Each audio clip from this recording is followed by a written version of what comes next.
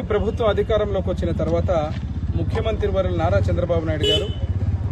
Deputy CM Pawan Kalyan గారు, మా యువనేత నారా లోకేష్ బాబు గారు ఈరోజు కేంద్ర రాష్ట్ర ప్రభుత్వాలు డబుల్ ఇంజిన్ సర్కార్గా ముందుకు పోతున్నాయని చెప్పి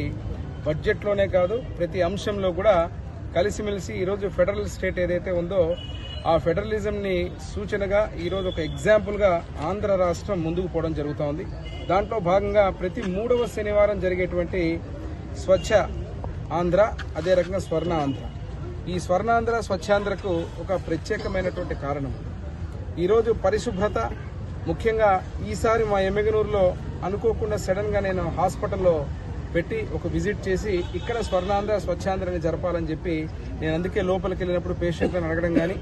పరిశుభ్రత ఎట్లా ఉంది, బయోజెనిక్ వేస్ట్ ఏదైతే ఉందో ఎలా రకంగా తీసుకెళ్తున్నారు,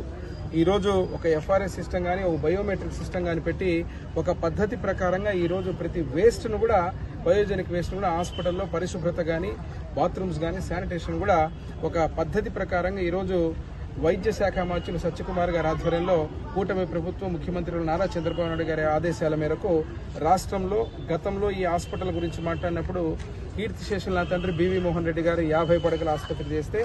మరీ దీన్ని 100 పడకల ఆసుపత్రి చేయడం మన కూటమి ప్రభుత్వంలో దీన్ని ఓపెన్ చేయడం మళ్ళీ దాన్ని ముందుకు తీసుకెళ్లడం జరిగింది. ఈరోజు చూస్తున్నారు ఎక్విప్మెంటే కాదు పలు రకాల సమస్యలు. ఈ రోజుకి ఇంకా కాంపౌండ్ వాల్ ఈ యొక్క ఇన్ఫ్రాస్ట్రక్చర్ విషయం గురించి మీకు చెప్పాలా, గతంలో ఉన్నటువంటి ప్రభుత్వం ఏ ఒక్క అంశాన్ని కూడా ముందు తీసుకోక ఆ యొక్క పద్ధతి కానీ హాస్పిటల్ని రన్ చేసే విధానం కానీ ఏది కూడా ముందుకు తీసుకుపోక ఇన్ఫ్రాస్ట్రక్చర్లో కూడా కాంట్రాక్టర్లు ఈరోజు 19.8 కోట్లు ఈరోజు శాంక్షన్ చేసినటువంటి యొక్క బడ్జెట్ని వాళ్ళు పూర్తి స్థాయిలో వినియోగించుకుని సగం ఇన్ఫ్రాస్ట్రక్చర్ కూడా వదిలేసిపోయినటువంటి పరిస్థితి. దీన్ని దశల వారీగా అన్ని సరిదిద్దుతూ దీన్ని ముందుకు తీసుకెళ్తున్నాం. ఈరోజు వైద్యం ముఖ్యంగా పేషెంట్ కేర్ కావచ్చు, వైద్యం కావచ్చు, క్రిటికల్ కేర్, నేను ఎప్పుడు చెప్పేటువంటి క్రిటికల్ కేర్ మళ్ళీ రానున్న సభలో కూడా నేను వైద్యం మీద అదే రకంగా ఎమ్మెగనూరుకు సంబంధించిన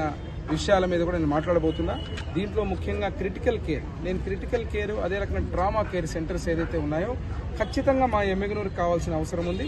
ఈరోజు రాష్ట్ర ప్రభుత్వం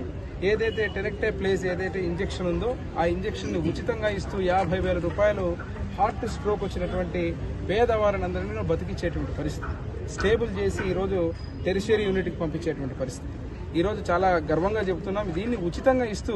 ముఖ్యమంత్రి వర్యులు చంద్రబాబు నాయుడు గారికి పేదవారి తరఫున ఈ రకంగా ఎవరైతే బడుగు బలహీన వర్గాలు, ఎస్సీ ఎస్టీ మైనారిటీలు కావచ్చు, ప్రతి ఒక్క పేదవారు కావచ్చు, ప్రతి ఒక్క వర్గానికి చెందిన వారు ఎవరైనా కానీ